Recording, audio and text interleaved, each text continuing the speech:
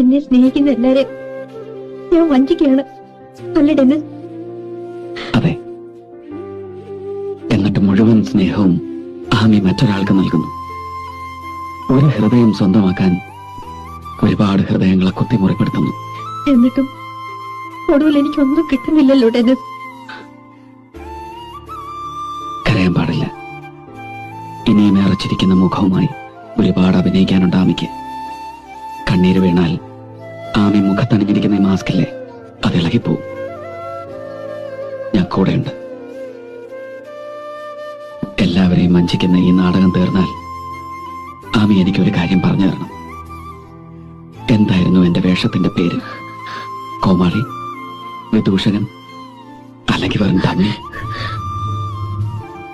നിരഞ്ജനെ ഞാൻ കണ്ടിട്ടേ ഇല്ലായിരുന്നെങ്കിൽ ഡെന്നിസ്, ഞാൻ നിങ്ങളെ മാത്രമേ സ്നേഹിക്കുമായിരുന്നുള്ളൂ.